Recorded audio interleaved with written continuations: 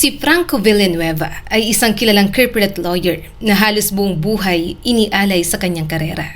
Sanay siyang mamuhay ng mag-isa. Samantala, si Madel Reyes, isang masayahin, palabati at masipag na dalagang mula sa Batangas. Handa siyang gawin ang lahat para sa kanyang pamilya, kahit pa nangangahulugan yon na isantabi ang sarili niyang mga pangarap. Ngunit paano kung isang hindi inaasahang pangyayari ang magtulak sa kanilang magsama sa iisang bubong? Magagawa kayang baguhin ng isang simpleng babae ang pusong matagal nang isinara ng isang lalaking sanay mag-isa? O mas mananaig ang mga pagkakaiba kaysa sa damdaming unti-unti nilang mabubuo para sa isa't isa? Ako si Skylar at sabay-sabay nating pakinggan ang kanilang kwento. Nakaupo si Franco Villanueva sa loob ng conference room habang nakaharap sa makapal na stack ng mga dokumento. Nakatiklop ang mga manggas ng mamahalin niyang puting polo at nakasalansan sa tabi niya ang iba't ibang case folders na kailangan niyang paghandaan para sa hearing kinabukasan. Sa kalagitnaan ng trabaho, biglang tumunog ang cellphone niya. Hindi niya agad sinagot. Patuloy muna siyang nagbasa ng kontrata bago tuluyang dinampot ang cellphone. Nang makita niya ang pangalan ng tumatawag, bahagyang lumambot ang ekspresyon niya. "Kuya Marco?" Pinindot niya ang answer. "Kuya!" May mahinang tawanan sa kabilang linya. "Franco, nasa opisina ka pa rin ba? Huwag mong sabihin hindi ka pa rin umuwi. 10:00 na ng gabi." Nanatiling kalmado ang boses ni Franco. "May hearing ako bukas. Marami pang kailangan ayusin." Tumawang muli ang kapatid niya. "Alam ko namang sasabihin mo yan. Pero kahit abogado ka, tao ka pa rin. Kumain ka ng maayos. Huwag mong gawing bahay ang opisina." Napailing si Franco. "Ikaw ba? Kumusta ng bakasyon ninyo?" Mas sumigla ang boses ni Marco. "Masayang mga bata. Si Miguel gusto nang lumangoy ulit bukas. Si Mika naman ayaw nang umuwi. Mukhang kailangan ko nang bumili ng resort. Hilig nila sa swimming." Hindi na malaya ni Franco na bahagya siyang napangiti. Kapag pamilya ang pinag-uusapan, laging magaan ang boses ng kuya niya. Yun ang bagay na hindi niya kailanman natutunan. Mahalin ang trabaho ang alam ni Franco, hindi ang bumuo ng pamilya. "Pagbalik namin, dumaan ka sa bahay. Miss ka na ni na Miguel at Mika. Lagi kang hinahanap ng mga bata. Nasa na raw ang tito nilang masungit?" Napabuntong hininga siya. "Susubukan ko, kuya." "Hindi susubukan lang. Pumunta ka. Hindi ka pwedeng puro trabaho. Hindi habang buhay nasa kwarte ka lang." Giit pa ng kanyang kapatid. Hindi na nakasagot si Franco. Narinig niya ang mahinang tawanan ng mga bata sa kabilang linya. "Hello, Uncle!" Sigaw ni Miguel. "Pagbalik namin, laro tayo." Kasunod noon ang boses ni Mika. "Tapos, bili mo ako ng ice cream. Promise mo?" Hindi niya napigilan ngumiti.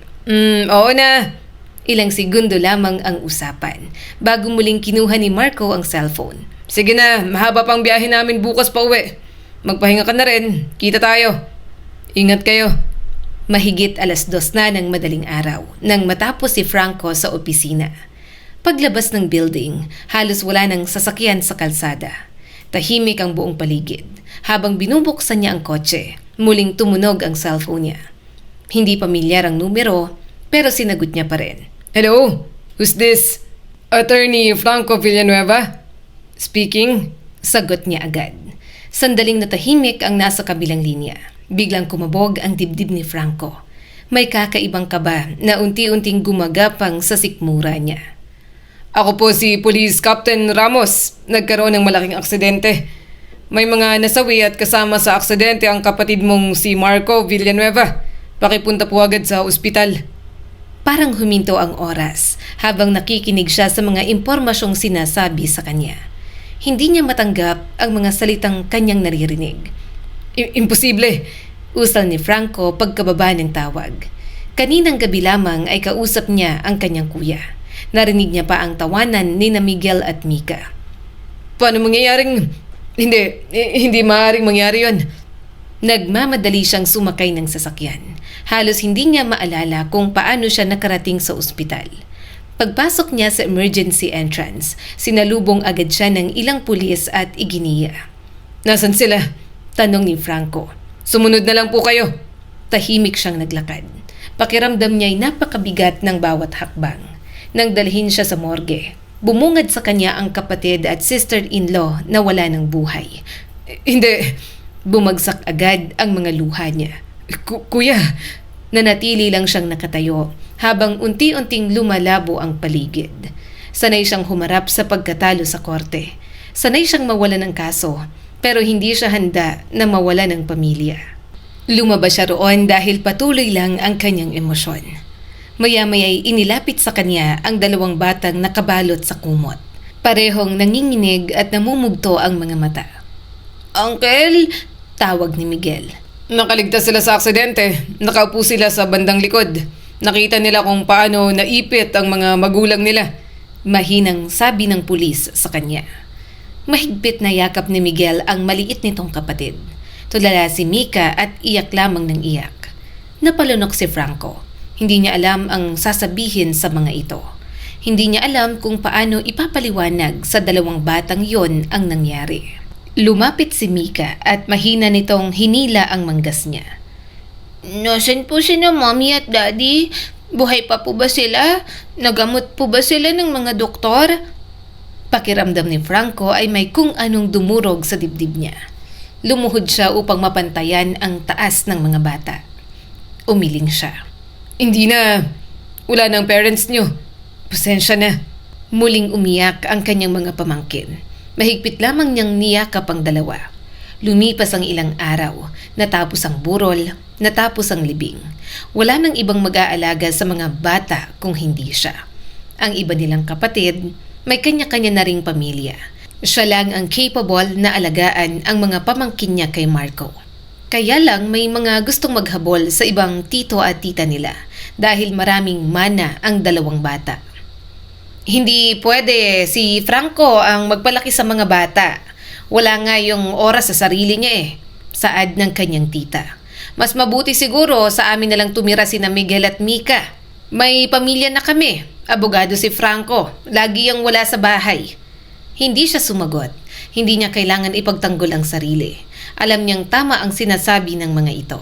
Wala siyang alam sa pagpapalaki ng mga bata. Tumayo siya at tiningnan ang mga kamag-anak nilang nagtatalo, na para bang maloloko siya gayong isa siyang abogado. Tapos na ba kayong lahat? Nagkatinginan ang mga kamag-anak niya. Nagpatuloy naman si Franco. Nasa akin ang legal guardianship na nilagdaan ni na Kuya Marco at Ate Isabel 2 taon nang nakalipas. Kung may mangyari sa kanila, ako ang itinalaga nilang magiging guardian ni na Miguel at Mika. Nabigla ang lahat sa kanyang sinabi. Isa-isang nagtinginan ang mga naroon. Ipinatong ni Franco ang dokumento sa mesa. Nasa legal na proseso ang lahat, wala kayong kailangan ipag-alala. May isang tiyahin na naman ang nagsalita. "Pero kaya mo ba talaga? Hindi mo nga kayang alagaan ang sarili mo."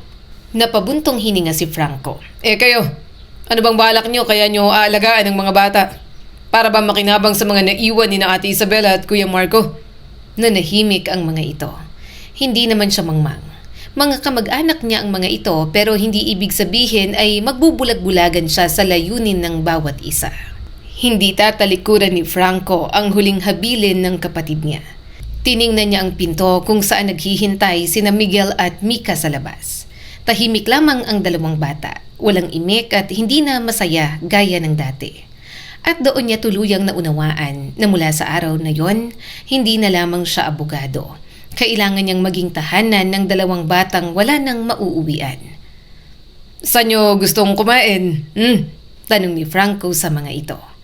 "Kahit saan po, Uncle," saad ni Miguel. Hinawakan ni Mika ang kamay niya. "Uncle, ikaw po bang mag-aalaga sa amin? Masungit ka naman eh." Hinaplos ni Franco ang batok. Mas okay na ako na lang ang mag-alaga sa inyo kaysa iba. Basta hindi ko may papangakong perfect ko kayong maalagaan. Pero sisikapin kong matugunan lahat ng pangangailangan ninyo. Wala ng parents ninyo, kaya ako na lang ang bahala sa inyo. Iyon nga lang, sino bang may sabing madaling mag-alaga ng mga bata? Alam niyang mga pasaway ang mga anak ni na Marco at Isabel. Pero hindi sa extent na magpapapalit-palit ng yaya ang mga bata. Subalit alam niya rin naman na na-diagnose ng hyperactivity disorder si Miguel. Nahawa na lang talaga si Mika kasi sumusunod ito kay Miguel. Ano na namang ginawa ninyo? Tanong niya sa mga ito nang makauwi na. Sabay na nagsalita sina Miguel at Mika. Mas lalong sumakit ang ulo niya. Kagagaling niya lang sa trabaho. Pagkatapos ay ganoon ang bubungad sa kanya. Oo na, sige na, naiintindihan ko na. Napabuntong hininga siya at tiningnan ang mga ito. Kumain na ba kayo? Umiling ang mga ito ng sabay. Huminga siya ng malalim at kinuha ang cellphone. Sige, mag-order na lang ako. Maupo kayo dyan. Mabuti na lang at sinunod siya ng mga bata. Maya-maya'y nagkukulit na naman. Nang dumating ang pagkain, sakalang nanahimik at naging abala. Matulog kayo ng maaga, okay? Pupunta tayo sa klinik. May appointment ka sa doktor mo. Makinig ka lagi, ha? Bilin pa ni Franco. Tumango naman si Miguel. Okay, uncle naming masungit. Umismid naman si Franco at kumain na rin. Kapag pinagmamasdan niya ang dalawang pamangkin, hindi niya alam kung paano siya tatagal sa pag-aalaga ng mga ito. Hindi mahaba ang pasensya niya, pero pilit niya pa rin pinapahaba. Lalo pa at alam niyang pangit ang pinagdaanan at trauma ng mga ito. Ngayon, kailangan niyang makahanap ng bagong yaya para sa mga pamangkin. Hangad niyang maayos ang makuha niya at makasundo agad ng mga bata. Para kapag nasa trabaho siya, hindi niya na aalalahanin pa. Kaya naglaan siya ng oras para maghanap ng yaya. Habang nakaupo si Franco sa kanyang home office isang Sabado ng umaga, tahimik niyang binabasa ang mga resume na ipinadala ng isang placement agency. Attorney, nandito na po ang susunod na aplikante, saad ng secretary niya. Tumango lamang si Franco. Papasukin mo, please. Tumayo siya at inayos ang kuwelyo ng polo. Pagbukas ng pinto, bahagyang natigilan si Franco. Nakasuot ang babae ng dilaw at puting stripe na blouse na halos masilaw siya sa matingkad na kulay. Nakapalda itong maong na lampas tuhod at may puting rubber shoes. Maikli ang buhok nito, halos pang lalaki ang gupit. Ngunit kitang-kita pa rin ang pagiging babae sa maaliwalas nitong mukha. Ngumiti ito ng napakalawak. Magandang umaga po. Napakurap si Franco sa lakas ng boses nito. Malakas din naman ang boses niya, pero sa korte lang. Pero ang nag-a-apply na yaya ng mga bata, kaharap lang siya pero parang nasa kabilang bundok ang kausap. Lumapit ang babae at iniabot ang kamay. Ako nga pala si Madel Reyes, 26 years old, taga Batangas, mahilig kumanta kahit sintonado, marunong magluto ng lomi at hindi pumalikot ang kamay ko basta pakainin nyo lang. Sinabi ko na agad para wala na pong duda. Desperado po ako sa trabaho kaya sana matanggap ako. Napatitig lamang si Franco. Hindi niya inabot ang kamay nito. Baka kung saan galing yon. Medyo basa pa. Bagkos ay itinuro niyang upuan. Maupo ka. Napangiti si Madel. Salamat po, sir. Hindi pa man tuluyang nakakaupo si Madel, nagsimula na itong magsalita. Ang laki pala ng bahay ninyo. Nung una akala ko baka naligaw lang ako kasi parang hotel ang dating. Tapos ang tahimik pa. Medyo kinakabahan nga ako kasi baka mali ang address na binigay sa akin ng agency. Mabuti na lang may guard sa labas. Tahimik lang si Franco. Pinagmamasdan niya ang aplikante. Napakadaldal. Yun agad ang naging conclusion niya. Binuksan niya ang resume nito. 3 buwan siyang naging babysitter. 6 na buwan bilang daycare assistant. Wala nang iba. Napabuntong hininga siya at muli itong tiningnan. Miss Reyes, Tawag niya rito. naging daycare assistant ka? Sanay ka sa mga bata? Tumango ito. Opo, sanay na sanay. Lumaki akong nag-aalaga ng 5 kapatid. Minsan nga 6 kasi may kapitbahay kaming iniiwan din ng anak sa amin. Hindi man ako graduate ng kung anumang childcare course. Marunong naman po ako magpalit ng diaper, magpakain, magpatahan ng umiiyak, manghabol ng batang tumatakbo. Kayang-kaya ko kahit anong ipagawa sa akin. Hindi nagbago ang ekspresyon ni Franco. Hindi naman mga sanggol ang aalagaan mo. Malalaki na sila pero medyo complicated lang alagaan. Nakatatlong palit na sila ng yaya kasi hindi sila nakakasundo. Kamamatay lang ng parents nila at nakita nila mismo yon sa harap nila. Pareho silang dumaraan sa matinding pagdadalamhati. Hindi sila madaling kausapin. Hindi sila sumusunod agad kapag sinaway mo. Si Miguel may hyperactivity disorder, kaya asahan mo ng sobrang kulit niya. Tango lang ng tango si Madel. Kakatango, pakiramdam niya'y wala itong naiintindihan. Bahagya tuloy siyang nainis kasi parang wala namang utak ang kausap niya. Ayaw pa naman niya sa lahat yung mga hindi ginagamit ang utak. Maikli ang pasensya niya sa mga taong mabagal mag-process ng mga sinasabi. Bahagyang tumaas ang mga kilay ni Franco. May naiintindihan ka ba sa mga sinasabi ko? Ngumiti si Madel. Opo naman, hindi ko naman po iniisip na magiging madali ang trabaho. Kung madali lang pala, bakit umalis yung mga nauna? Pero tsatsagain ko na lang po sila kasi sinabi nyo parang may trauma po sila, hindi ba?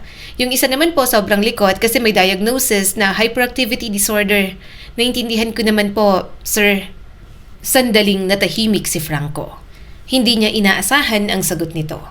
Akala niya ay hindi ito gaanong nakikinig. Mukha kasing timang kapag nakikinig si Madel. Karamihan sa mga aplikante ay sinusubukang kumbinsihin siyang kayang kontrolin ang mga bata. Ang babaeng nasa harap niya na medyo baduy ay parang tanggap na agad na mahirap ang magiging trabaho. Tumikhim siya. Bakit gusto mong magtrabaho rito? Hindi nagdalawang isip si Madel sa pagsagot. Kailangan ko po ng trabaho, saka gusto ko po talaga ng bagong environment kaya lumuwas ako rito sa Maynila. Hindi agad nakapagsalita si Franco. Tinitigan niya lang ito ng mabuti. Tinitingnan kung dapat ba itong pagkatiwalaan. Sanay siyang magbasa ng kilos ng tao. Sa korte, mabilis niyang nalalaman kung sino ang nagsisinungaling. Ngunit sa pagkakataong yon, wala siyang mabasang pagpapanggap. Nakakairita lamang talaga ang sobrang daldal nito. Sa huli, umayos ng tayo si Franco. Sumama ka sa akin. Nanlaki ang mga mata nito at agad na tumayo, dala ang malaking bag.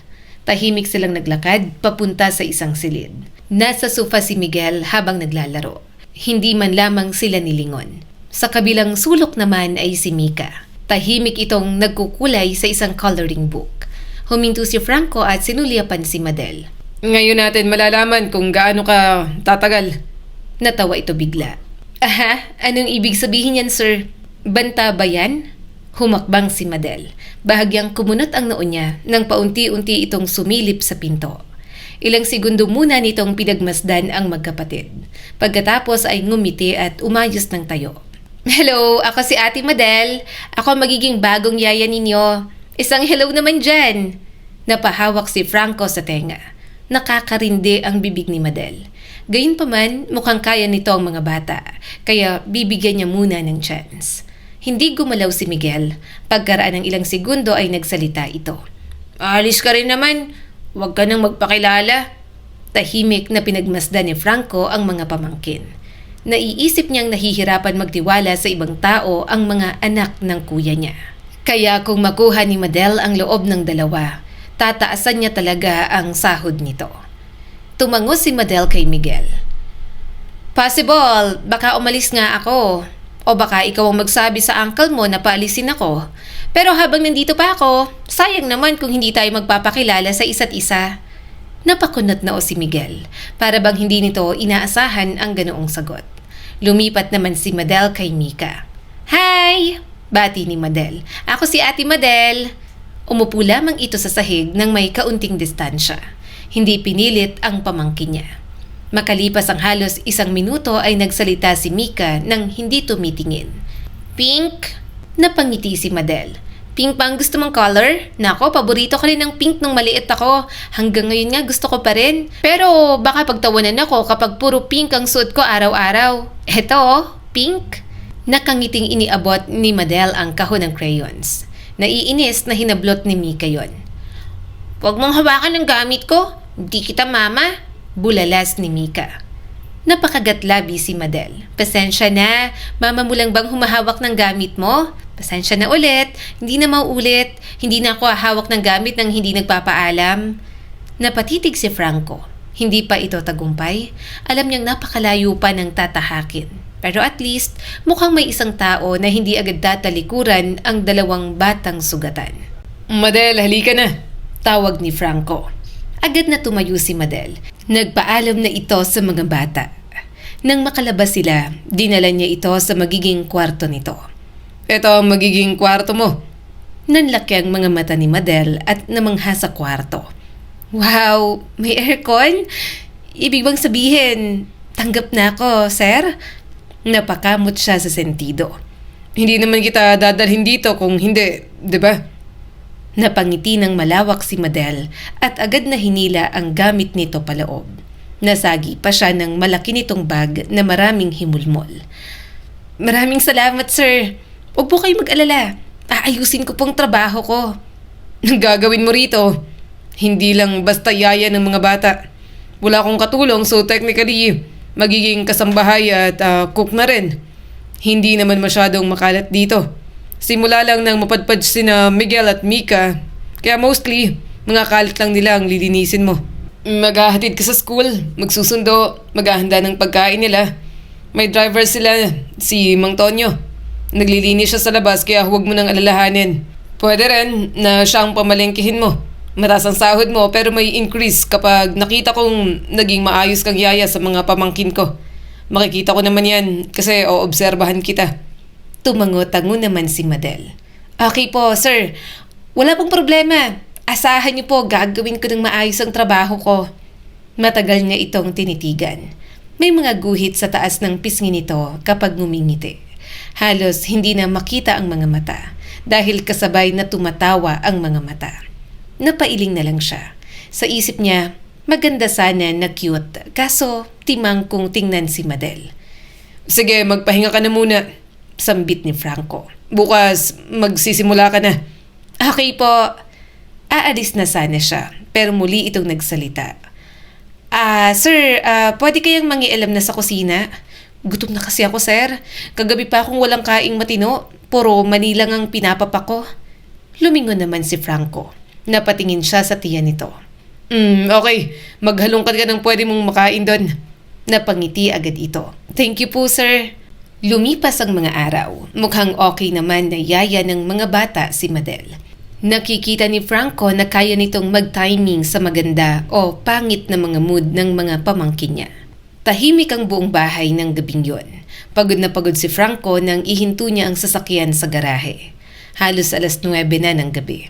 Mabigat pa rin ang katawan niya matapos ang sunod-sunod na meeting at hearing sa opisina. Huminga siya ng malalim bago bumaba ng kotse. Finally, nakauwi na rin. Sa nakalipas na ilang linggo, napapansin niya na unti-unti nang nagbabago ang kanyang mga pamangkin. Hindi na ganoon kadalas ang pag-aaway. Mas nakikinig na rin ang mga ito kay Madel. Hindi man perpekto, pero mukhang may pag-asa namang si Madel na ang magtatagal na yaya ng mga ito. At malaking bagay na yon para kay Franco. Habang paakyat siya sa hagdan, papunta sa ikalawang palapag, bahagya niyang tinanggal ang kurbata. Biglang bumukas ang pinto sa dulo ng hallway. Lumabas doon si Madel. Oh, sir! Halos mabingi si Franco sa sarili niyang sigaw. Kulay puti ang babaeng nasa harap niya mula ulo hanggang paa. Puti ang buhok, puti ang mukha, puti ang damit. Pati kilay nito ay halos hindi na makita dahil balot ng harina. May nakatapat pang flashlight sa mukha dahil madilim. Sa sobrang gulat, napaatras siya. Hindi niya napansin wala na pala siyang inaapakang baitang. Ay, sir! Sigaw ni Madel. Nawalan siya ng balanse. Tuloy-tuloy siyang gumulong pababa ng hagdan.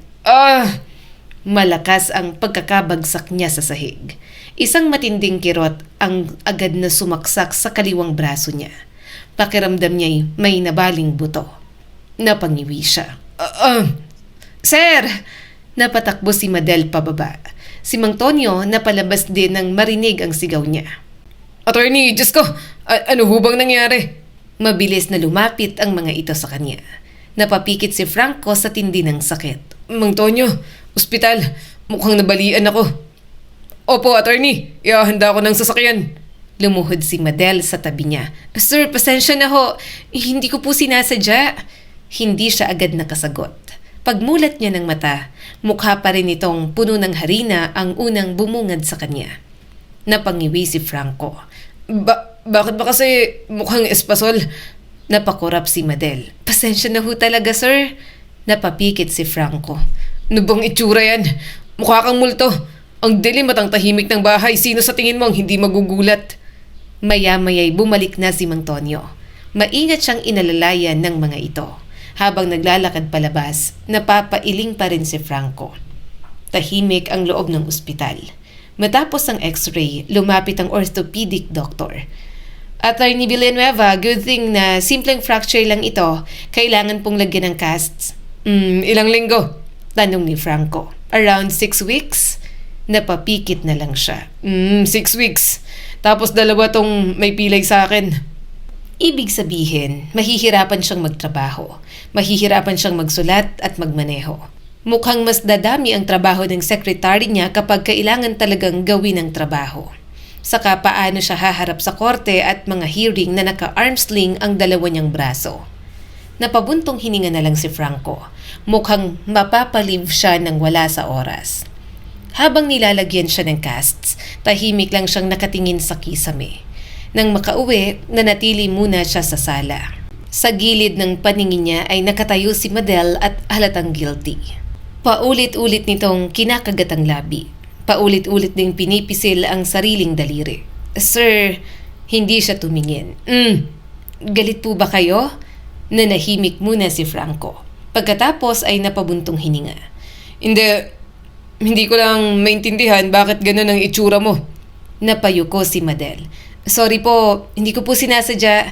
Kasalanan po ng mga bata. Napakunot ang noo ni Franco. Sina Miguel at Mika? Ano na naman ang ginawa nila? Napabuntong hininga si Madel. Akala ko nga po tapos ng kalokohan nila ngayong araw. Napakabait nila buong maghapon. Sumusunod, hindi nagtatalo, hindi nagtatakbuhan. Akala ko po ay okay na, bumabait na. Pero nang magpatulong silang magbuhat ng isang malaking timba, sabi nila may surprise raw. Tapos nang silipin ko, binuhos nila. Ipinakita pa ni Madel ang kilos ng pagbuhos. Isang buong timba ng harinang ibinuhos sa ulo ko.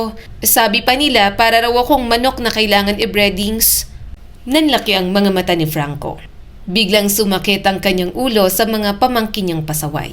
Hindi siya ang magulang ng mga ito, pero kailangan niya talagang pagsabihan ng may pasensya. Nauunawaan ni Franco ang pinagdaanan ng mga ito, pero hindi excuse yun para hindi magpakita ng magandang asal. Napabuntong hininga siya. Nasaan sila? Nakatulog na ba? Tumango agad si Madel. Tumakbo agad sa kwarto nang makitang nahulog kayo. Siguro po natakot. Maagang nagising si Franco kinabukasan. Dahan-dahan siyang dumilat habang nakatitig sa kisame ng kanyang silid. Ilang segundo siyang hindi gumalaw. Hindi niya maiwasang mainis sa sarili. Sa buong buhay niya, ngayon lang siya naging ganoon kawalang silbi sa sarili niyang paningin. Napakagaling mo talaga, Franco. Mahina niyang bulong sa sarili. Corporate lawyer na nabalian ng 2 braso dahil sa babaeng mukhang espasol. Ilang katok ang narinig niya sa pinto. Sir? Pasok! Dahan-dahang bumukas ang pinto. Nagluto na po ako ng almusal. Tumango na lang siya. Okay. Hindi agad umalis si Madel. Napansin niya ni Franco. May sasabihin ka pa ba? Nag-alangan itong magsalita. Nagising po ba kayo dahil masakit? May kailangan pa po ba kayo? Hindi naman ako ganong nasasaktan. Okay lang. Pakitawag na lang si Mang Tonyo. Tahimik na itong lumabas. Habang pinagmamasdan niyang nagsasara ang pinto, napabuntong hininga siya. Hindi niya gustong maraming tumutulong sa kanya. Sanay siyang siya ang gumagawa ng lahat. Ngayon, kahit ang simpleng pagbangon ay kailangan niya niyang pag-isipan. Pagkabihis niya sa tulong ni Mang Tonyo, dumiretso siya sa dining room. Tahimik na kumakain sina Miguel at Mika. Pagkakita pa lang sa kanya ay agad na yumuko ang dalawa. Napansin agad yon ni Franco. Hindi na niya kailangan hulaan. Alam niyang konsensya ang dahilan. Humila siya ng upuan gamit ang paa. Miguel, Mika, pagkatapos niyong kumain, gusto kong makausap kayo. Parehong tumango ang magkapatid. Gusto na niyang kumain, kaya lang napatitig siya sa sinangag, itlog, longganisa at mainit na kape. Sinubukan niyang kumuha ng kutsara. Napasimangot si Franco. Hindi niya maitaas ng maayos ang kamay. Sinubukan niyang magsandok pero natapon ang kanin. Napapikit siya. Ano ba namang buhay to? Nakatingin lang sina Miguel at Mika. Maging si Mang Tonyo ay naawa na. Maya-maya'y lumapit si Madel. Sir, gusto nyo ako na lang? Umiling siya kaagad. Medyo natatapakan ng pride. Kaya ko. Huwag na. Tahimik itong umatras. Muli niyang sinubukan, pero mas lalo lang siyang nahirapan. Unti-unti nang nauubos ang pasensya niya.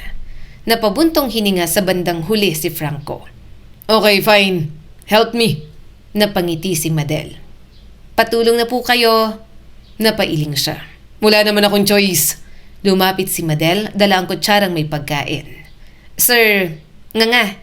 Agad siyang napatingin dito kasi nakanganga rin ito. Ano? Napapikit na lang si Franco. Pakiramdam niya, unti-unting nawawala ang dignidad niya. Sa huli, dahan-dahan siyang nagbukas ng bibig. Tahimik siyang sinubuan ni Madel. Sa kabilang upuan, halos mapigil ni na Miguel at Mika ang pagtawa. Napansin niyo ni Franco. Huwag kayong tatawa. Kasalanan niyo to. Kapag gumaling ako, kayo ang unang paparusahan.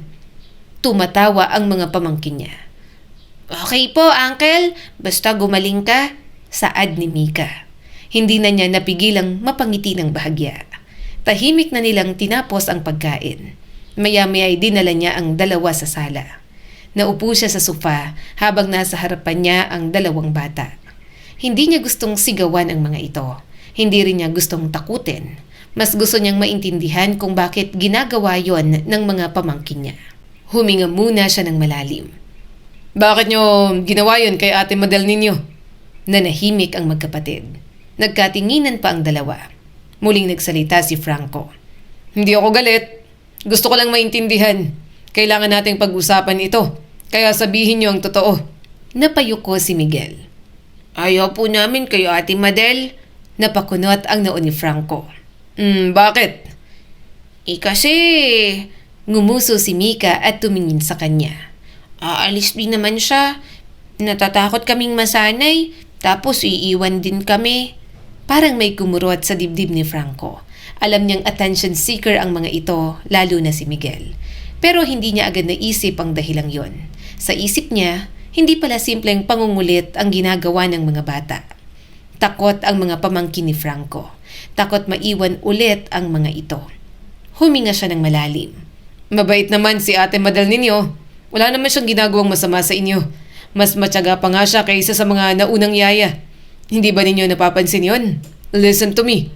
Hindi kayo pwedeng mamili ng mamili.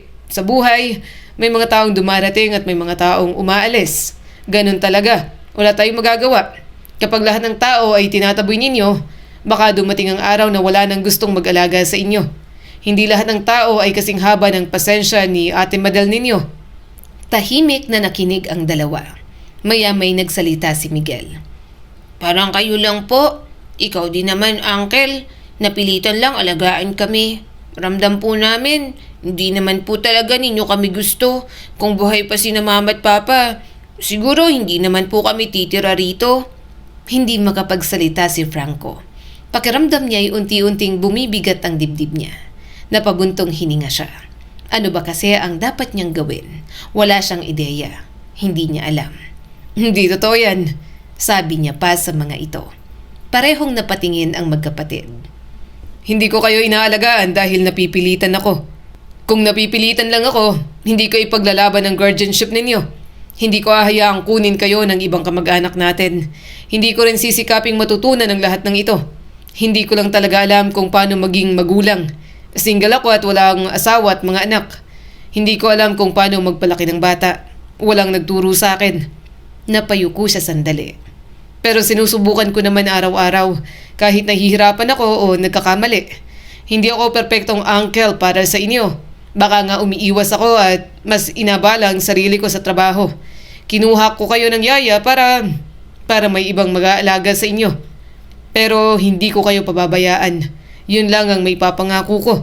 Tumayo si Miguel, lumapit at mahigpit siyang niyakap sa bewang. Sorry po, Uncle. Unti-unting lumapit din si Mika. Sorry din po. Napapikit si Franco. Hindi siya sanay sa yakapan, pero hindi niya itinulak ang dalawa. Sa halip, bahagya niyang ipinatong ang kamay sa ulo ng mga ito. Magsasorry rin kayo kay Ate Madel ninyo. Parehong tumango ang dalawa. Pagdating sa opisina ay halos lahat ng empleyado napatayo. Attorney, ano po nangyari? Nako, sinong gumawa niyan? Napabuntong hininga si Franco. Long story. Lumapit ang sekretary niyang si Elaine. Attorney, ako na po magdadala ng files. Tumango na lang si Franco. Buong araw ay napakahirap magtrabaho. Hindi siya makapirma ng maayos. Hindi siya makapagbukas ng folder. Hindi siya makapag-type. Halos lahat ay kailangang ipagawa. Pakiramdam niya pabigat siya sa opisina. Nang magtanghali ay lumapit si Elaine. Attorney, pwede naman po kayong mag-leave. Umiling si Franco. Marami pang trabaho. Pero nahihirapan na po kayong kumilos. Mas maigi po kung mag-leave muna po kayo. Hindi rin naman po kayo nagli-leave sa trabaho. Parang once na blue moon lang po kayo mag-leave. Tahimik siyang napatingin sa mga dokumento. Tama ang sekretary niya. Hindi magiging maayos ang trabaho kung ipipilit niya ang sarili. Sa buong linggong yon, pinilit niyang tapusin ang lahat ng mahalagang kaso. Ipasa ang ilang responsibilidad sa mga kasamahan at ihanda ang opisina para sa pansamantalang niyang pagkawala. Pagdating ng Biyernes ng hapon, isinara niya ang huling folder. Napabuntong hininga si Franco. Wala na siyang dahilan para pumasok kinabukasan. Hindi naman niya gusto ang ideya ng pagpapahinga. Alam niyang kailangan niya yung gawin. Sa mga sumunod na araw, dahil nasa bahay lang, marami siyang napapansin na hindi niya inaasahan na mapapansin niya pa talaga. Pinili niya munang mag-focus sa mga bata dahil wala naman siyang ibang gagawin sa bahay. Subuan ba ulit kita, sir? Tanong ni Madel. Yes. Hindi na nakipagtalo si Franco. Wala rin naman siyang choice kundi magpatulong kay Madel. Ilang linggo lang yon kaya titiisin niya na lang. Habang kumakain, napatingin siya sa magkapatid. Kuya, ubusin mo yung itlog mo. Sabi ni Mika, pinagsasabihan ang kuya nitong napupunta na naman sa ibang bagay ang atensyon. Sabi ni Ate Madel, bawal magsayang. Napakamot sa ulo si Miguel. Sige na nga. Napanguso si Franco. Halos araw-araw ay kailangan niyang umawat sa pag-aaway ng magkapatid. Ngayon ay kusa ng nagbibigayan at nakikinig ang mga ito. Sa dalawa, talagang mas immature si Miguel. Hindi niya yon ikakaila. Kaya nagugulat siya at namamangha na mas pinipili na ngayon ni Mika na mag-step up kapag sumusobra ang kalokohan ni Miguel. Sir, nga, sabi ni Madel. Medyo natatawa habang sinusubuan siya. Parang ikaw ang binibabysit ko ngayon na. Napatingin siya rito habang puno ang bibig. Agad naman itong peking tumawa at nagsorry. Ilang weeks ba raw ang itatagal niyan, sir? Tanong ni Madel. 6 weeks. Tumango-tango si Madel habang iniipon ang pagkain sa plato. Muling sumandok ng pagkain na isusubo sa kanya. 6 weeks? Halos 2 buwan naman pala. Ibig bang sabihin, 2 buwan ko rin po kayong susubuan ng pagkain? Huminga ng malalim si Franco. Naiinis na naman na gano'n ang itsura niya. Hindi naman siguro. Kapag pagaling na, baka maitaas ko na kahit kaunti. Sorry kung naabala ka at nadadagdagan ang trabaho mo. Bibigyan na lang kita ng increase. Agad na umiling si Madel at bumungis-ngis. Huwag na sir, sa kakasalanan ko kung bakit nahulog po kayo sa hagdan. Sobra nga akong nagigilty. Maalis lang po siguro ito kung tutulungan ko kayo sa ibang mga hindi nyo kayang gawin ngayong pilay ang mga kamay ninyo. Kumunot ang noon ni Franco. Marami talaga siyang bagay na kinaiirita kay Madel. Una, ang malakas nitong boses at ang bibig na walang tigil. Pangalawa, ang baduy nitong pananamit. At ngayon naman, pati pagtawa ni Madel. Naiinis siya dahil parang mangkukulam kung bumungis-ngis. Kung hindi niya lang ito nakikitang maayos mag-alaga sa mga bata, baka naghanap na ulit si Franco ng iba. Oh, saan kayo pupunta? Tanong ni Madel nang makita ang magkapatid. Anong sabi ko sa pagkain? Uubusin. Sagot agad ni Mika at tumingin sa kuya nito. Kuya Miguel, kailangan nating ubusin to. Oo na. Napangiti ng bahagya si Madel. Yan, dapat ganyan. Wala dapat matira kahit isang mumo sa plato, ha? Alam nyo, ang mga bata sa amin palaging may palo sa mga matatanda kapag hindi nakakaubos ng pagkain. Sayang kasi at maraming nagugutom na tao sa mundo. Sila walang makain. Kayo, wag nyong sayangin. Hindi niya alam kung paano yon nagawa ni Madel. Okay sa kanya na pinagsasabihan nito ang mga bata. Wag lang sosobra. Hindi niya naman ito nakitang naninigaw o gumagamit ng parusa. Sir, Dadagdagan ko po ba kayo ng kanin? Gusto niyo pa po ba? Tanong ni Madel. Hindi agad siya sumagot. Napatitig lang siya rito. Maganda naman pala ito.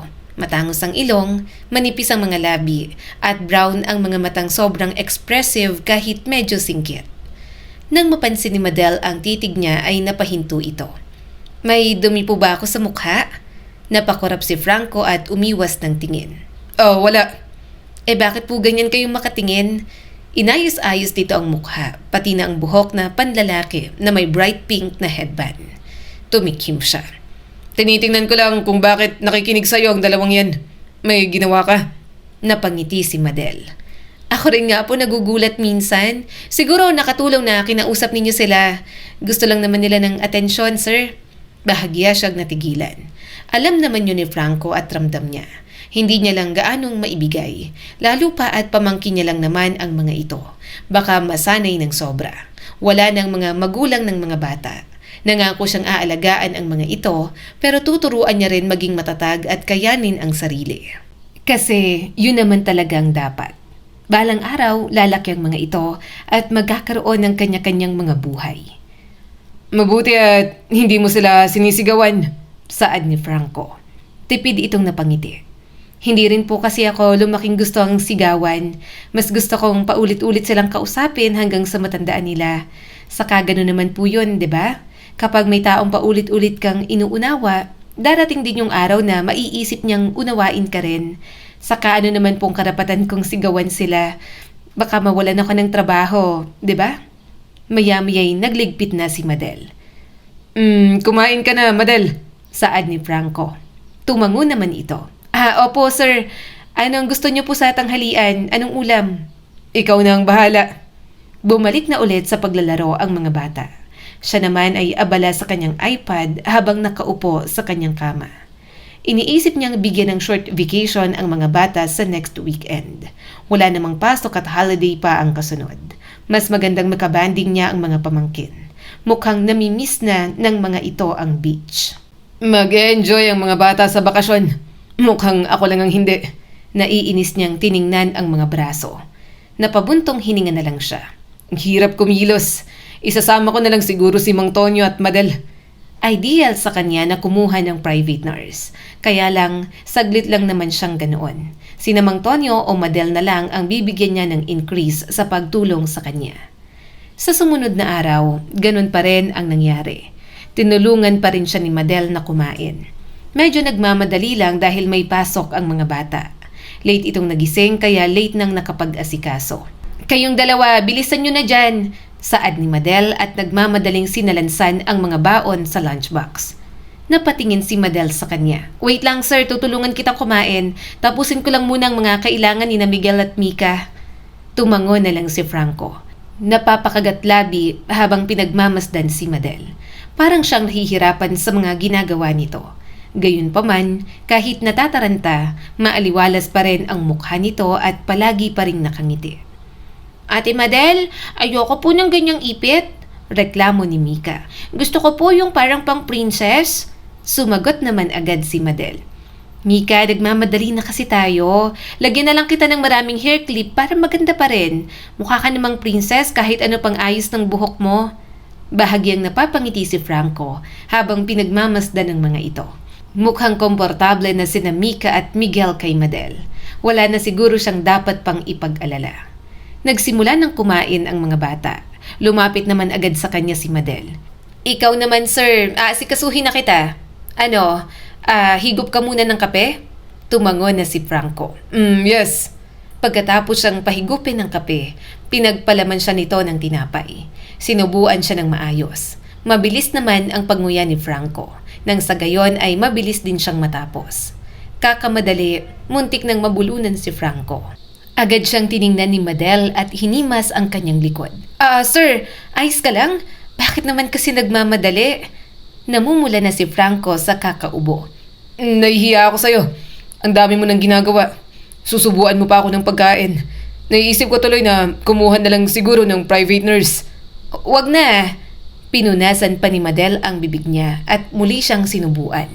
Ako na, kayang-kaya naman kita sir. Sabi mo mga 2 buwan lang yan, di ba? Hindi ka naman pabigat, sir. Saka tumutulong din naman si Mang Tonyo. Isa pa, may increase naman, sir, 'di ba? Sabi mo, umismid naman si Franco. Meron. Dodoblehin ko ang sahod ninyo ni Mang Tonyo. Matamis itong napangiti. Okay, edi goods, sir. Kami na ni Mang Tonyo ang bahala. Ako, need ko ng pera. Kasi maraming gastusin ng mga kapatid ko sa probinsya. Si Mang Tonyo, kailangan ng extra pera. Kasi gagraduate na yung anak niya. Kaya na namin, sir. Parang blessing in disguise na nga ito. Napabusangot si Franco sa tabas ng dila nito. So, sinasabi mong blessing sa inyo ang malasakit? Bahagyang natigilan si Madel. Peki itong tumawa at pinakagat ulit siya ng tinapay. Hindi, ang ibig sabihin ko, sir, ang akin lang, masaya kami na may dagdag sa sahod namin. Pero, syempre, sir, ayaw namin na mangyari sa'yo yan. Lagi nga kitang pinagdadasal na sana gumaling na yung mga braso mo. Umismid siya habang ngumunguya. Hindi na siya sumagot para manahimik na si Madel. Naririndi na naman siya sa boses nito. Nang matapos siyang pakainin ni Madel, nagmadali na itong kumuha ng mga gamit ni na Miguel at Mika. Muntik pang madapa dahil napatid sa paan ng upuan. Oh, ingat. Kapag nadapa ka sa harap ko, hindi kita kayang saluhin. Sa sahig ka susubsob. Paalala ni Franco. Biglang natawa si Madel sabay tingin sa mga braso niya. Oo nga, sir. Yumakap na sa kanya sina Miguel at Mika. Bye, Uncle! Nakangiting paalam ni Mika. Uncle, alis na po kami. Papasok ka po ba sa work? Tanong pa ni Miguel. Umiling naman si Franco. Hindi, 2 buwan akong on leave kaya dito muna ako sa bahay. Nakita niya ang saya sa mga mata ng mga bata. Nagkatinginan sila ni Madel. Baka nga kailangan niya lang bigyan ng atensyon ang mga pamangkin. Hindi niya man anak ang mga ito, anak pa rin ang kuya niya. Mga bata pa na nawalan ng mga magulang kaya kailangan talaga ng lubos na kalinga. Halina kayo, sambit ni Madel. Papasok pa kayo, sir, ihahatid ko lang sila. Tumango na lang si Franco. Nang makaalis ang mga ito, naiwan na lang siyang mag-isa sa bahay. Napabuntong hininga na lang siya. Yun na ang normal na takbo ng buhay niya kasama ang mga pamangkin. At mukhang hindi lang dapat mga bata ang mag-adjust, kundi pati na rin siya. Sir, boses yon ni Madel isang umaga. Pasok. Dahan-dahang bumukas ang pinto. Mukhang nag-aalala si Madel. Sir, nilalagnat po si Mang Tonyo. Pinatawag niyo po, hindi ba? Kaya tiningnan ko, nanghihina po siya at hindi halos makatayo. Nagpapahinga. Napabuntong hininga si Franco. Si Mang Tonyo ang karaniwang tumutulong sa kanya sa mga gawaing mahirap pa niyang gawin dahil sa mga braso niya. Binigyan ko na po ng gamot, imporma ni Madel. Tahimik siyang napaisip. Ngayon pa talaga nagkasakit si Mang Tonyo. May meeting pa naman siya sa hapon at kailangan niyang makaalis ng maaga. Kahit naka-leave, may mga trabaho pa rin naman siyang kailangan tingnan. Napansin ni Madel ang pag-aalala niya. Sir, kung kailangan niyo ng tulong, pwedeng ako na lang? Napatingin siya rito. Hindi ka ba naiilang? Napakamot si Madel sa ulo. Ewan, sir. Pero mas nakakailang naman na hindi kayo makaalis.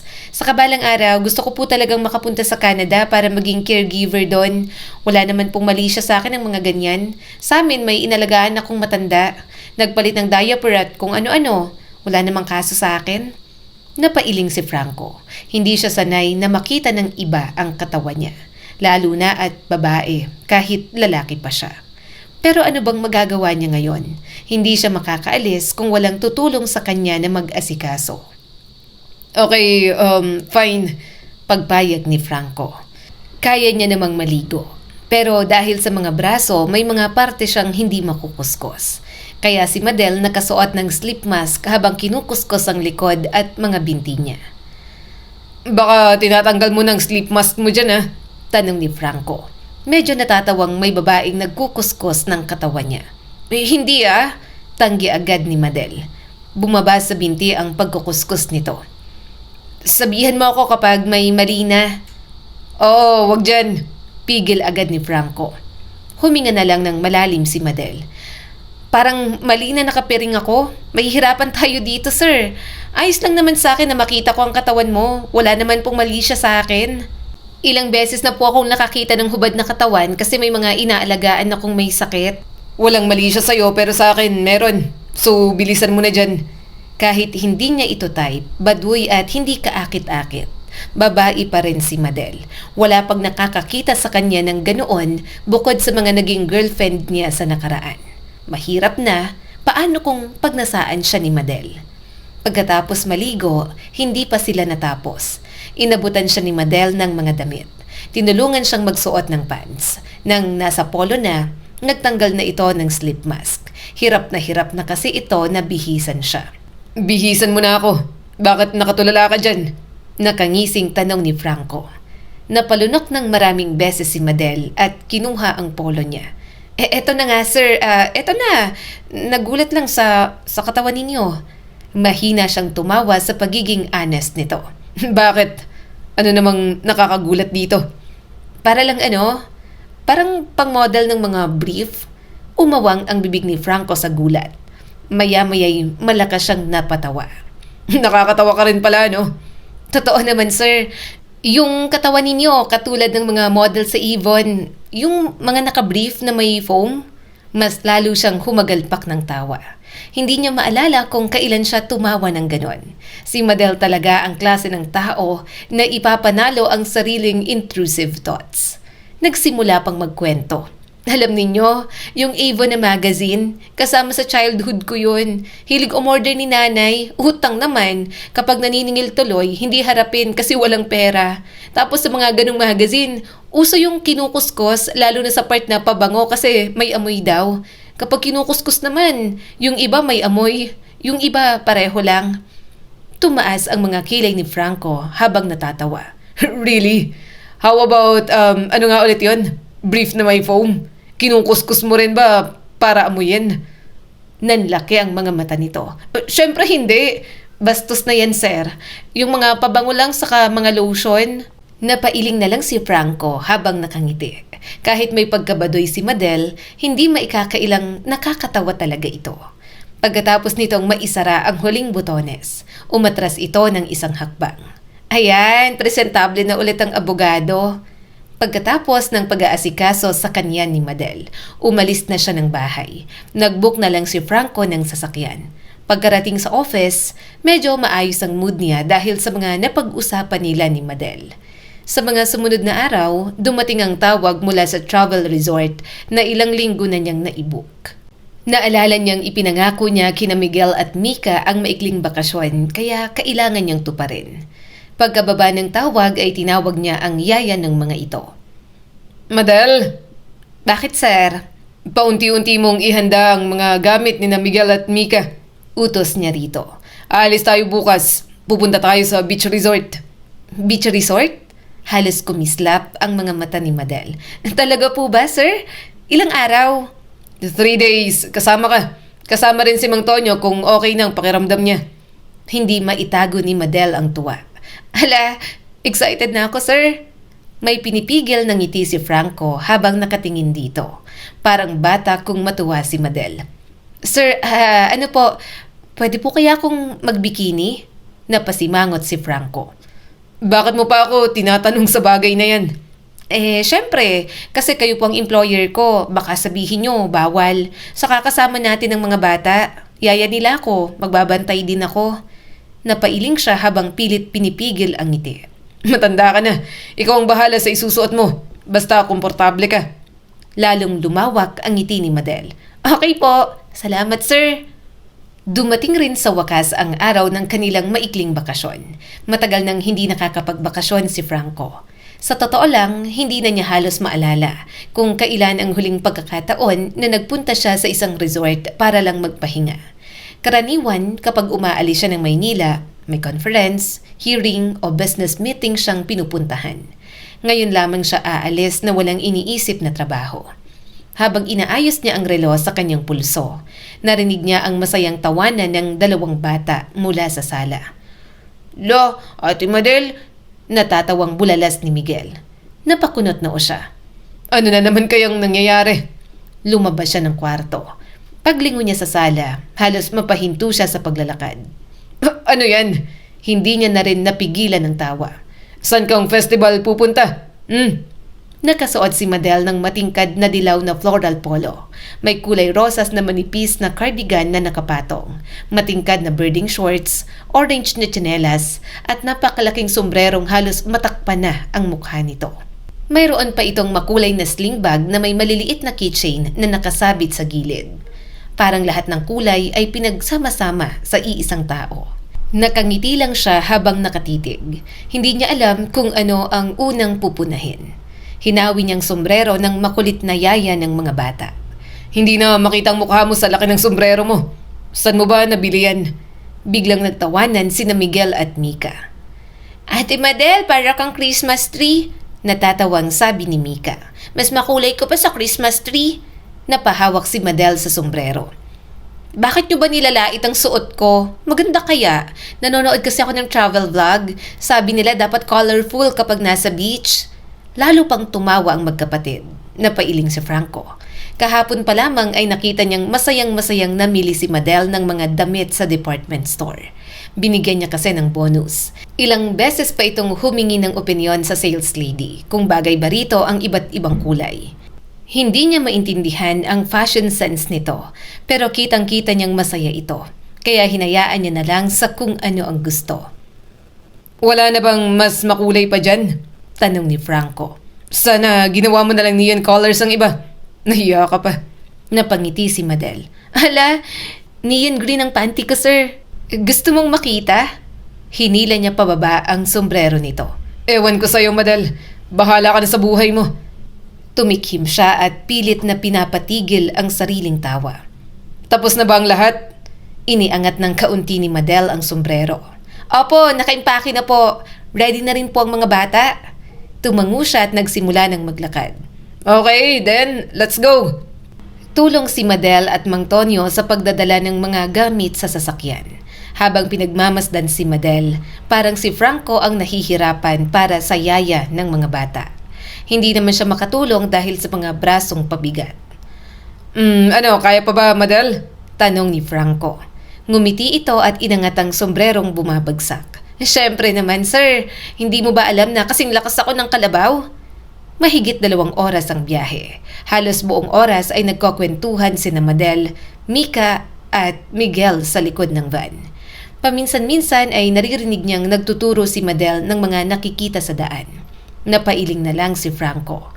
Parang mas excited pa si Madel kaysa sa mga bata. Kumain muna kayo. Kanina pa kayong daldal ng daldal. Sambit ni Franco. Natahimik naman ang mga ito. Napapangiti na lang siya. Maya-maya'y nag-ingay na ulit. Lumipat sa tabi niya si Madel. Ikaw naman, sir. Subuan kita. Nga na. Nandiyan ang airplane, oh. Joke lang. Napabusangot si Franco pero ngumanga pa rin. Nang matapos ay bumalik ito sa tabi ng mga bata.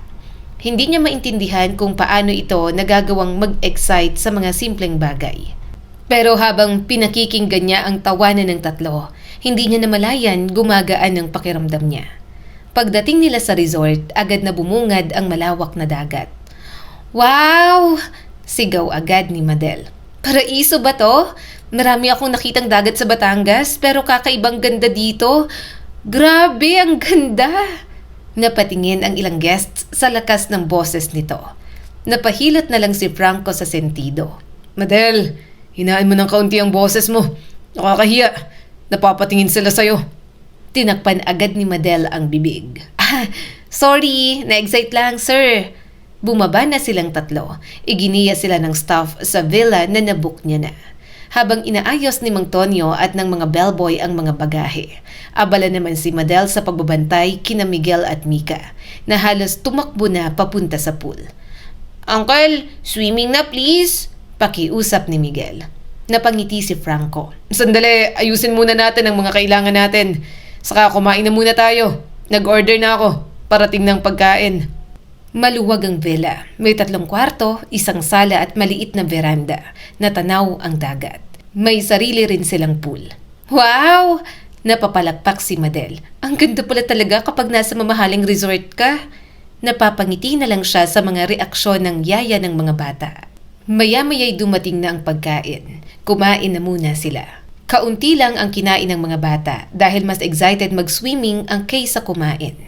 Lumapit sina Miguel at Mika pagkatapos ng 1 oras. Uncle, Tawag ni Mika. pwede na po ba? Tumango naman si Franco. Pool muna, bukas na tayo magdagat. Masayang tumakbo ang dalawa. Hinabol naman agad ni Madel at inasikaso. Nang lumabas ang mga bata, bihis na ang mga ito at handa na sa pagpunta sa pool. Hindi naman siya nag-aalala dahil marunong lumangoy ang kanyang mga pamangkin. Makalipas ang ilang minuto, nakaupo na siya sa isang lounge chair sa tabi ng pool. Hawak niya ang kanyang iPad habang binabasa ang ilang email. Makalipas ang ilang sandali, narinig niya ang boses ni Mika. Uncle, look oh! Si Ate Madel! Napatingin si Franco. Bahagya siyang napakurap. Naka-polka dots na swimwear ang yaya ng mga bata na may palda shorts sa pangbaba. May malaking puting ribbon pa sa gilid at matingkad na pulang lipstick. May sombrero pa rin at malaking sunglasses. Napailing si Franco. Ano na naman yung itsurang yan? Hindi niya napigilan ang mahinang tawa. Hindi na magbabago si Madel na mahilig sa bright colors. Walang kahirap-hirap maging kakaiba. Sir, bagay po ba? Tumango siya. Ikaw na yata ang pinaka-colorful na tao dito sa resort. Napangiti ito. Thank you po, sir. Napailing siya habang natatawa. Natigil na siya sa iPad at pinagmasdan na lamang si Madel. Kinukulit kasi nito si Mang Tonyo na kunan ito ng pictures. Bigla nitong hinila si Mang Tonyo. Picturean niyo na ako. Isisend ko sa pamilya ko para makita nilang nakapag-beach ako. Kung ano-anong pose ang ginawa ni Madel. May peace sign, may heart, may nakapikit at may kunwaring model. Mayroon pang nakasampa ang isang hita sa may kawayan. Walang ibang ginawa si Franco kundi tumawa habang nanonood kay Madel. Pagkatapos ng picture ay masayang tumakbo si Madel papunta sa pool. Nandyan na ako! Tumalon ito sa tubig. Ate Madel! Bulalas ni Mika. Binigyan agad ito ng salbabida ni Miguel. Race tayo, Ate Madel! Nagtawanan ng tatlo. Patagalan na nga ang mga ito sa ilalim ng tubig. Madaya ang mga pamangkin niya dahil umaahon agad. Kapag si Madel naman ang aahon, ang mga ito naman ang lulubog. Grabe! Ano bang hininga meron kayo? Ang tagal! Hingal na sabi ni Madel. Napahagikgik si Franco. Naiinggit siya sa mga ito. Gusto niya rin mag-swimming. Umupo na lang siya sa gilid ng pool at ibinabad ang mga paa. Gusto ko rin maligo, kaya lang. Napatingin si Franco sa mga braso. Kapag magaling na ako, balik ulit tayo rito. Tuwang-tuwa naman ang mga bata sa sinabi niya. Habang pinagmamasdan ni Franco ang mga ito, nakangiti na pala siya ng sobrang lawak. Matagal na niyang hindi nakikita sina Miguel at Mika na tumatawa ng ganoon kalakas. At batid niyang malaking bahagi yon dahil kay Madel. Kinabukasan ay sa dagat naman sila nagpunta. Maagang-maaga pa lamang ay excited na ang mga bata. Habang naglalaro ang tatlo sa mababaw na bahagi ng dagat, tahimik lamang na nakaupo si Franco sa ilalim ng payong. Pagsapit ng tanghali ay naupo sila sa isang restaurant na nakatanaw sa dagat. Seafood ang inihain. Abalang-abala si Madel. Una nitong binalatan ng hipo ni na Miguel at Mika. Pagkatapos ay nilagyan ng kanin ang plato ng mga bata. Sunod nitong nilagyan ng pagkain ang plato ni Franco. Hindi ka pa kumakain. Sambit niya rito pagkatapos niyang subuan. Okay lang po, unahin ko muna kayo. Umiling naman si Franco. Madel, kumain ka na rin ngayon. Nag-aalangan pero sa bandang huli sumubo na rin ito. Sige na nga po. Napangiti siya kaagad. Kaya habang kumakain ng dalaga, sinusubuan din siya nito. Wala nang pakialam kahit isang kamay lang ang gamit. Bahagya siyang yumuko at sinubo ang pagkain. Hindi sinasadyang sumayad ang labi niya sa dulo ng mga daliri ni Madel. Pareho silang natigilan. Mabilis din na binawi ni Madel ang kamay. Ay, sir, nangangagat. Akala niyo ba alimango? Tahimik siyang nakatingin dito. Kitang-kita niyang unti-unting namumula ang magkabilang pisngi nito kahit dinaan sa biro ang lahat. Halos hindi na ito makatingin sa kanya. Nagkunwari itong abala sa plato. Kain po tayo. Inabala nito ang mga bata. Gusto niyo ng alimango? Tumango ang mga bata. Napangiti si Franco. Nakakatuwa itong asarin kapag nahihiya. Pagbalik nila sa villa ng gabing yon ay halos bagsak agad ang tatlo sa pagod. Hindi nagtagal ay nakatulog sina Miguel at Mika sa malaking kama. Sa gitna ng mga ito, si Madel na nakanganga. Nakabuka pa ang dalawang braso at paa habang mahimbing nang natutulog. Napailing si Franco. Talaga naman. Tahimik siyang lumapit. Maingat niyang hinila ang kumot. Isa-isa niyang tinakpan sina Miguel at Mika. Pagkatapos ay tinakpan din si Madel. Bahagya pa itong gumalaw sa pagtulog at may hindi maintindihang ibinulong. Nagpunas pa ng tumulong laway. Napangiti na lang si Franco. Parang bata. Mukhang napapalapit na kayo kay Madel. Nakangiting tanong ni Mang Tonyo. Kahit nung naging girlfriend ninyo si Ma'am Bianca nun, hindi po kayo ganyan. Bahagyang nawala ang ngiti niya nang maalala si Bianca. Mang Tonyo, wag niyo na pong ipaalala si Bianca. Matagal na pong tapos sa amin ang lahat. Pasensya na sir. Naalala ko lang naman. Ang akin lang, Sir Franco, kung magmamahal kayo ulit, okay po si Madel. Malayo sa mga tipo ninyo pero sobrang nakakatuwa at nagbibigay ng kulay sa buong bahay. Palagi ka pa pong napapangiti. Napatingin siya ulit kay Madel. Tama naman si Mang Tonyo. Sa maikling panahon, napakagaling ni Madel na magpasaya ng tao. Mas lalo pa itong gumaganda sa paningin niya kapag tumatawa. Malayo sa mga tipo niyang babae. Pero pwede pa rin namang magbago, hindi ba? 2 buwan ang lumipas. Sa wakas, tinanggal na rin ng doktor ang huling casts sa magkabilang braso ni Franco. Maayos na ang buto, Attorney Villanueva, sabi ng orthopedic doctor niya habang sinusuri ang galaw ng kanyang mga kamay. Unti-unti na kayong makakabalik sa normal na gawain at huwag lang munang magbuhat ng mabibigat. Bahagyang ngumiti si Franco. Thanks, Doc. Paglabas niya ng klinik, ilang beses niyang iniikot ang mga balikat at iniunat ang mga braso. Pakiramdam niya'y para siyang muling nakalaya. Nang gabing yon, pag-uwi niya sa bahay, agad siyang sinalubong ni na Miguel at Mika. Uncle? Tawag ni Mika. Wala na yung cast. Yay! Okay ka na po, Uncle? Niyakap siya ni Miguel. Uncle, magiging busy ka na ulit. Hinaplos niya ang buhok nito. Kailangan pero huwag kayong mag-alala. Kapag kain ng oras, makikipag-banding pa rin ako. Lumabas naman si Madel mula sa kusina habang nakasuot ng apron na may cartoon na manok. Congratulations po, sir! Sa wakas, may mga kamay na ulit kayo. Napailing siya habang pinipigilan ng tawa. Mukhang mamimiss ko ang kamay ng iba. Inabot naman ni Madel ang kamay. Ay, naghangad ng kamay ko. Oh, inyo na. Putulin mo, sir. Ibaon mo sa office. Gamitin mong pangkain at pangkuskus ng puwet. Humagalpak si Franco ng tawa. Hindi niya maintindihan kung paano nito nagagawang biruin siya nang hindi siya naiinis.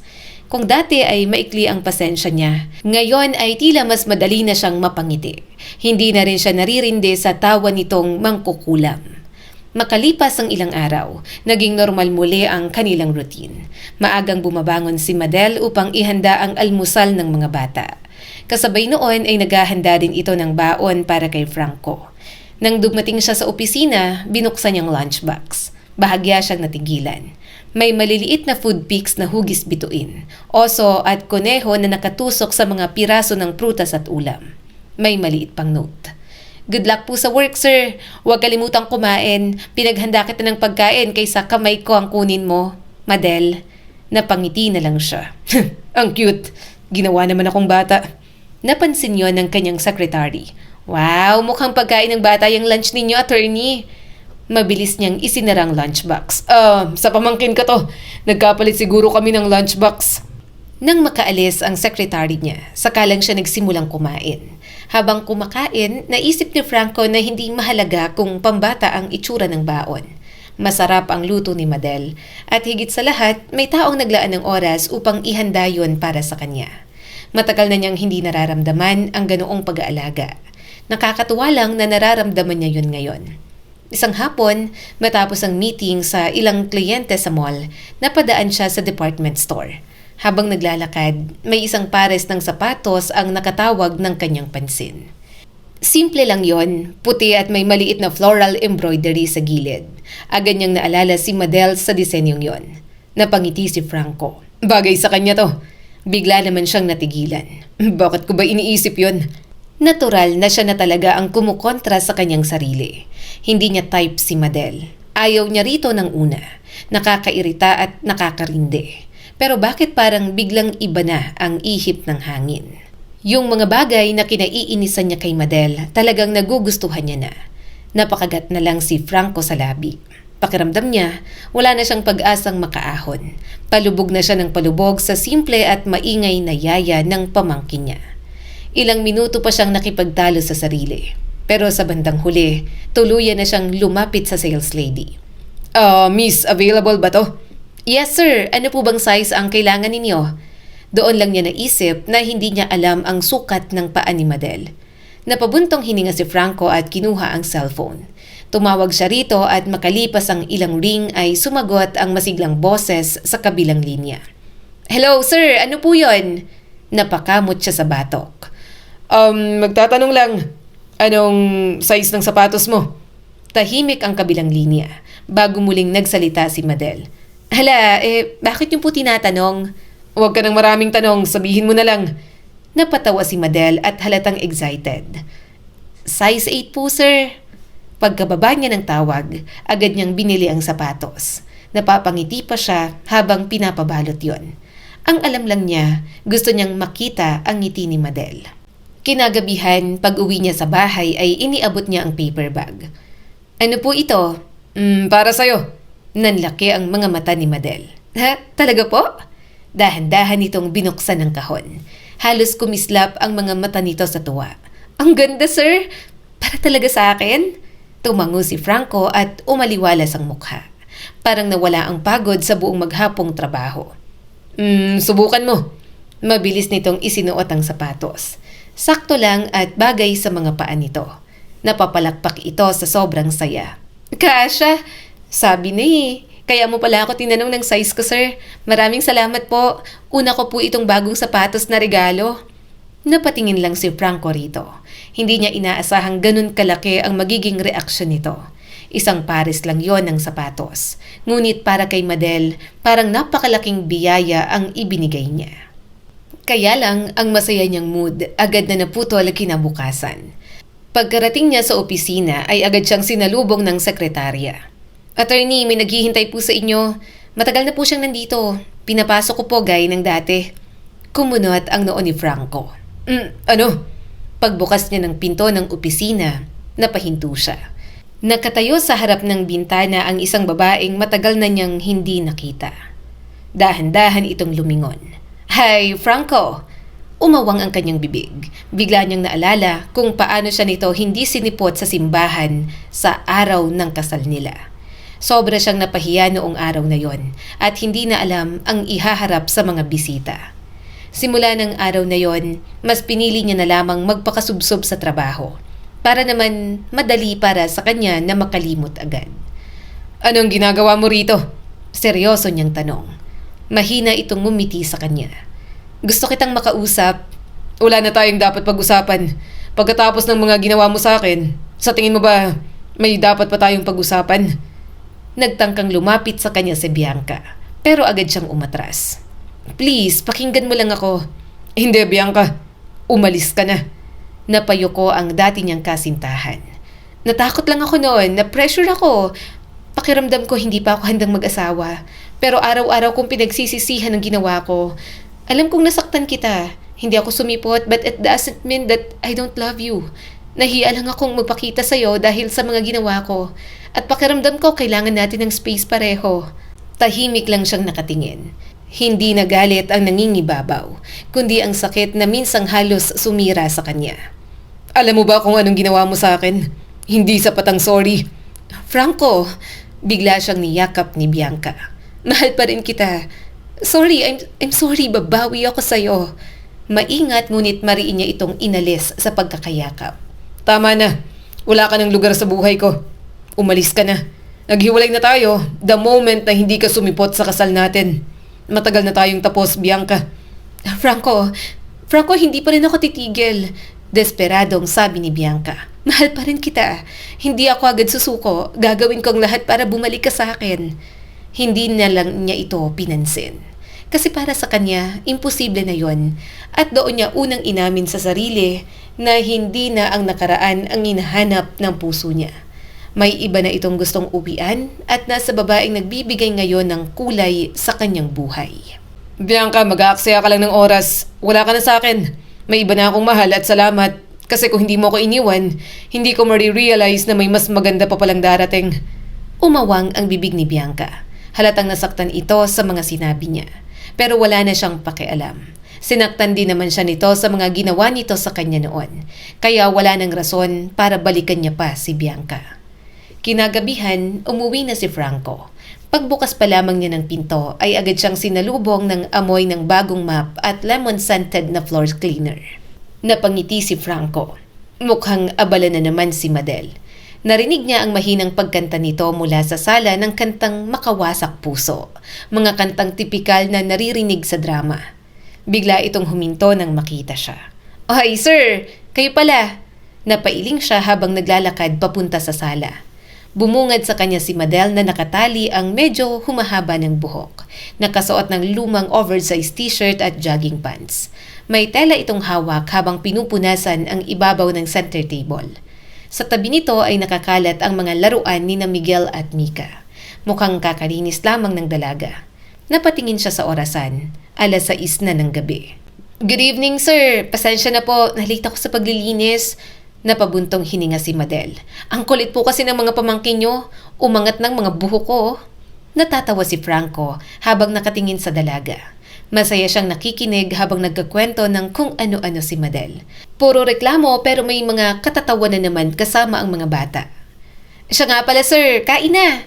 Bulalas nito at agad na dumiretso sa kusina. Sumunod naman siya kaagad. Anong ulam? "Beef broccoli," sagot ni Madel habang nagiinit ng pagkain. "Yung sina Mika at Miguel, sobrang hirap pakainin ng gulay. Mag-iiyakan pa kami niyan." Napangiti si Franco. Naiiyak ka? "Oo sir, patigasan kami. Para naman sa kanila yon. Hindi ako naghahanda ng ibang pagkain. Ayaw nila kumain. Kailangan nila ng gulay kasi kailangan nila ng sustansya." Natawa na lang si Franco habang nakatitig dito. I'm sorry. Lagi na lang pinapasakit ng mga pamangkin ko ang ulo mo. "Ayos lang yon. Sanay na ako sa kanilang dalawa. Sa ngayon, broccoli ang masasabi kong matino nilang nakakain ng buo. Ang ginagawa ko na lang, hinahalo ko sa chicken o kahit anong hindi nila mahalata ang gulay. Iniisahan ko na lang para makakain lang sila. Ang hirap talaga kapag yung bata, hindi na sanay sa gulay simula baby pa lang." Pinagmasdan niya si Madel na naghahanda ng pagkain sa harap niya. Nang mailapag na yon, umuusok pa. Mukhang masarap kaya natakam na siya. "Kain na sir, maglilinis na ulit ako." Pero bago pa ito makalayo, hindi na napigilan ni Franco ang sarili. Hinila niyang bewang nito at agad na niyakap. Sir," naguguluhang tanong ni Madel. Anong gagawin mo kung gusto kita?" Hindi agad nakasagot si Madel. Kinabahan naman ng sobra si Franco. Napapikit siya. Mas lalong sumusubsob sa tiyan nito at yumakap pa ng mahigpit. "Gusto kita, Madel. Kahit parang mangkukulam ka tumawat, sobrang baduy mong manamit. Gustong gusto kita. Tanggap ko lahat ng kakaiba sa ugali mo." Mahinang tumawa si Madel at nasa boses pa rin ang hindi makapaniwala. "Sir, sigurado ka ba? Gusto mo ko? Baka sabihin nila sir kinulam kita. Abogado ka, mayaman, respetado. Ako, hindi gaanong kagandahan. Alam ko naman yun sa sarili ko. Hanggang high school lang ang natapos ko. Yaya lang ako ng mga pamangkin mo." Kumawala siya sa yakap at tiningala si Madel. Kung hindi ka yaya ng mga pamangkin ko ngayon, paano kita makikilala? Paano kita magugustuhan? Napatitig si Madel sa kanya. Gulat na gulat pa rin sa mga sinasabi niya. Nang hindi na ito magsalita, hinila na lang ni Franco at iniupo sa kanyang kandungan. Sir!" Malakas na tawag ni Madel. "O Franco!" Inayos niyang headband nito na pumatak na sa noo. "Franco, Madel!" Franco? Agad siyang napangiti. "Ang ganda mo." Namula agad ito. "Joke ba to, sir? Hindi tayo bagay?" "Bagay tayo. Bagay na bagay. Respetado ka rin. Nire-respeto kita. Wala akong pakialam hanggang saan ang natapos mo. Mahalaga sa akin na napapasaya mo ko at sa mga parang alam mo, hindi ko inaasahang magugustuhan kita. Pero ito na ako ngayon. Nagugustuhan ka dahil masyado kang makulay para sa akin." Sinapo ni Madel ang bibig at napangiti. "Talagang gusto mo ako? Hala, paano yan? Gusto rin kita eh. Ang pogi mo. Paano kita tatanggihan? Kunwari, naanakan mo ako. Sana sa'yo lahat magmana para naman gwapo at maganda." Hindi niya na napigilan ng tawa. Balak niya ng seryosong aminan. Pero imposible yata yon pagdating kay Madel. Lahat ng topic, hindi nabibigong patawanin siya. Marahan niya itong hinalikan. Nang maghiwalay sila, napangiti siya nang makitang namula hanggang leeg si Madel. Sir, first kiss ko yon. Isa pa nga, parang walang lasa eh. Muli niya itong hinalikan. Natigil lang sila nang may marinig na kaluskos. Nang mapalingon sila, nagulat si Madel nang makita ang mga pamangkin nito. Wala kaming nakita, bulalas ni Mika at tinakpan ang mga mata. Di ba, kuya? Kumunot ang noo ni Miguel at tinuro si Madel. Uncle, bakit ka nagkikis dyan kay Ate Madel? Akala ko pretty girls lang. Bakit naman yung si Ate Madel? Pangit yan eh. Napatayo agad si Madel. Ganon. Ano? Pangit? Teka lang, kukunin ko ang tsinelas ko. Hindi ba sabi ko matulog na? Napahalakhak na lang si Franco nang maghabulan ang mga ito. Nagsimula na lang siyang kumain. Muntik nang mabulunan dahil kinuyog siya ni Mika at Miguel. Kaya ang ending, parang batang kasama na rin siya sa habulan ng mga ito. Simula ng araw na yon, naging masaya si Franco sa relasyon niya kay Madel. Sa bawat araw ay kinikilala niya ito ng mabuti. At nang magkaroon siya ng pagkakataon para mamanhikan, ginawa na niya agad. Nakita niyang mahirap talaga ang buhay ng mga ito sa probinsya. Pero nakita niyang masipag ang buong pamilya nito. Talagang kulang lang sa oportunidad. Franco, tama na. Ang dami mo nang naitulong. Saad ni Madel nang balak niyang ibili ng 2 baboy ang ama nito. Nakakahiya na. Hindi naman kita aasawahin para sa ganito. Hindi ko naman iniisip yan. Ang akin lang, tulungan din natin silang kumilos para hindi sila laging umasa sa'yo. Masisipag naman sila. Ayoko rin na mabigatan ka pa. Kaya tulungan natin silang mag-grow. Napasandal na lang si Madel sa kanya. Salamat, Franco. Hulog ka ba ng langit? Mahina na lang siyang tumawa. Dahil nandoon ang pamilya ni Madel sa Batangas nila piniling magpakasal. Hindi niya rin naman pinagsisisihan. Sobrang saya kasi nang naging pagtitipon kahit simple lang ang naging kasal. Tay naman, bakit nyo nilasing unang gabi namin? Reklamo ni Madel sa mga nakainuman niya. Natatawa na lang siya habang nahihilo sa kalasingan. Binulungan ni Franco ang asawa. Shhh! Pagbalik nating Maynila, solo muna ako. Wala nang mga agaw. Napangisi na lang si Madel at walang ibang choice kundi alagaan siya habang lasing. Nang makabalik sa Maynila, bumalik sa dating rutinang buhay. May kaunting pagbabago lang dahil ngayon hindi na basta yaya si Madel kundi asawa niyang mahal na mahal niya at nagdadala ng tunay na ligaya sa kanilang mga buhay. Ang kwentong ito ay nagpapaalala sa atin na ang tunay na pagmamahal ay hindi nakabase sa yaman, trabaho o pinag-aralan, kundi sa taong marunong magmahal, umunawa at manatili sa tabi natin sa hirap at ginhawa. Walang taong mababa ang halaga kung tapat ang kanyang puso at taus-puso ang kanyang pagmamalasakit sa iba. Kapag binigyan natin ng pagkakataon ang tamang tao at natutong muling magtiwala, unti-unti ring napapalitan ng saya at pag-asa ang sakit na minsang nagpabigat sa ating mga puso. Muli ako si Skylar at sana ay may bago na naman kayong natutunan sa kwento natin ngayon.